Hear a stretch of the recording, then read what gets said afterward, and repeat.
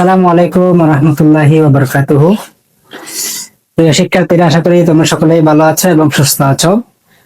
আজকে আমাদের স্কলার্স একাডেমির বার্ষিক ক্রীড়া প্রতিযোগিতার পুরস্কার বিতরণ অনুষ্ঠান এবং একই সাথে অভিভাবক সমাবেশ, তার সাথে আরো খুশির খবর, আমাদের এই বছরের 2026 যে রমজান, সে রমজানে হচ্ছে কি আমরা ইফতার মাহফিলের কি আয়োজন করার চেষ্টা করছি।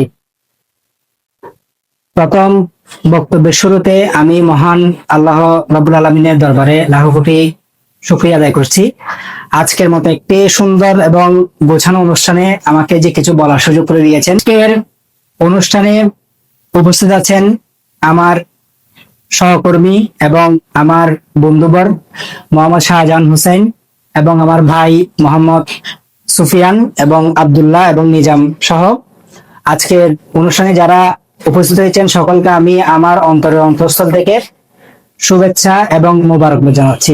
আমরা স্কলার্স একাডেমি জানুয়ারির 1 তারিখ থেকে এই চাঁদগাঁওয়ে শুরু করছি। আমরা এই এলাকাতে যে একটা শিক্ষার মান উন্নয়নের জন্য স্কলার্স একাডেমি নামক একটি প্রতিষ্ঠান চালু করি, ঠিক আছে? তো তোমরা দেখছো যে শুধুমাত্র স্কলার্স একাডেমি পড়ালেখায় না, পড়ালেখার পাশাপাশি তোমাদের যে আদার্স যে অ্যাক্টিভিটিস আছে সেগুলো নিয়ে আমরা কাজ করে যাচ্ছি। বিশেষ করে আমরা আমাদের যে অভিভাবক সমাবেশ, তারপর হচ্ছে তোমাদের বিভিন্ন রকম ক্রীড়া প্রতিযোগিতা, রচনা প্রতিযোগিতা, এর মাধ্যমে তোমাদের যে এক্সট্রা অ্যাক্টিভিটিস আছে সেই অ্যাক্টিভিটিস গুলো আমরা কি করি, সেগুলা যাতে প্রপার চর্চা করতে পারো সেই আয়োজনগুলো আমরা করে থাকি। তোমরা হয়তো চিন্তা করতেছো যে আজকে অনেকে গিফট পাবে, ঠিক আছে, উপহার। এই উপহার পাওয়ার যে কি একটা আনন্দ, যে অংশগ্রহণ করে নাই সে কখনো এই জিনিসটা বুঝবে না, ঠিক আছে? আর প্রত্যেকটা জিনিসে যে তুমি পুরস্কার পাওয়ার জন্য যে অংশগ্রহণ করবা জিনিস সেরকমও না, ঠিক আছে? যে তোমাদের অংশগ্রহণ হচ্ছে কি সবচেয়ে বড় বিষয়, তুমি পুরস্কার পাওয়াটা হচ্ছে কি বড় বিষয় না, ঠিক আছে? তুমি বলতে হয়তো ভবিষ্যতে কি অনেক কিছু কি করতে পারবা, শিখতে পারবা এবং তোমার পথ চলার ক্ষেত্রে এই ভুলগুলোকে তুমি কি করতে পারবা, শুধরে নিতে পারবা, ঠিক আছে? আর যেহেতু এখন রমজান মাস নিয়ে তো আমরা সবাই মোটামুটি অনেক কিছু জানি, ঠিক আছে? মহান আল্লাহ সুবহানাহু ওয়া তাআলা কি বলেছেন যে ইয়া আইয়ুহাল্লাযিনা আমানু কুতিবা আলাইকুমুস সিয়াম কামা কুতিবা আলাল লাযিনা মিন ক্বাবলিকুম লাআল্লাকুম কি তাত্তাকুন, ঠিক আছে? অর্থাৎ হে ঈমানদারগণ, তোমাদের উপর রোজা ফরজ করা হয়েছিল যেভাবে ফরজ করা হয়েছে কি তোমাদের পূর্বপুরুষদের উপর, ঠিক আছে? যাতে তোমরা কি করতে পারো, তাকওয়া অর্জন করতে পারো। আজকের বর্ষা তোমাদেরকেও ধন্যবাদ। তোমরা যদি সহযোগিতা না করতা, তোমরা যদি আমাদেরকে হেল্প না করতা, তাহলে এই আজকের আয়োজনটা কখনো সফল হতো না। আমি ওইটাই চিন্তা করি যে ভবিষ্যতে যদি আমাদের আরো কিছু তোমাদের নিয়ে অনেকগুলো কি থাকবে, আরো প্রোগ্রাম থাকবে, সেগুলোতে তোমরা যাতে আরো দ্বিগুণ উৎসাহ নিয়ে কি করতে পারো, অংশগ্রহণ করতে পারো এবং অংশগ্রহণের মাধ্যমে কি করতে পারো, যাতে তোমরা এই কোচিং এর নাম কি করতে পারো, উজ্জ্বল করতে পারো। পড়ালেখা কেন করি আমরা? পড়ালেখা করি শুধুমাত্র কেন? জ্ঞান অর্জনের জন্য না। আমরা পড়ালেখা করি শুধুমাত্র যে ভালোকে ভালো এবং খারাপকে খারাপ কি করার জন্য, চিহ্নিত করার জন্য, ঠিক আছে? একজন ছেলে যে পড়ালেখা করতেছে না, তার অ্যাটিটিউড, তার বিহেভিয়ার, তার চালচলন যদি তোমার মধ্যে চলে আসে, তাহলে তুমি পড়ালেখা করে কোনো লাভ নাই। কোনো লাভ আছে?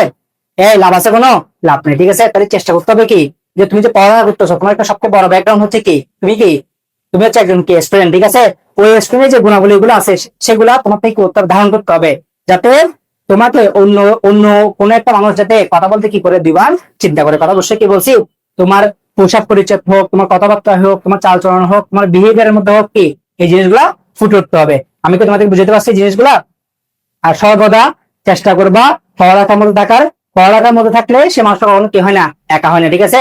যে বই তোমার সবচেয়ে বড় একটা বন্ধু, ঠিক আছে? তোমার তোমার বন্ধুরা হয়তো তোমার কি করতে পারে, ক্ষতি করতে পারে, কিন্তু বই নামক জিনিসটা কখনো তোমার কি করতে পারবে না, ক্ষতি করতে পারবে না। তাহলে আমাদের সবচেয়ে কার সাথে সম্পর্ক করা উচিত? বইয়ের সাথে সম্পর্ক করা কি উচিত। তা করে তোমরা সকলেই এই জিনিসগুলা অন্ততপক্ষে মেনে চলার চেষ্টা করবা এবং আমাদের জন্য দোয়া করবা, যাতে আমরা আরো আরো বৃহৎ আকারে তোমাদেরকে নিয়ে স্বপ্ন দেখতে পারি এবং আরো বৃহৎ পরিসরে কি করতে পারি, আমাদের কাজগুলো করতে পারি। সেই লক্ষ্যে আমাদের জন্য দোয়া করবা। এবং আজকে আবারও তোমাদেরকে ধন্যবাদ জানাই এবং যারা কষ্ট করে এখানে সময় দিয়ে আসছে সবাইকে আমি কৃতজ্ঞতা জ্ঞাপন করে আমার বক্তব্য শেষ করছি। আসসালামু আলাইকুম রহমতুল্লাহ।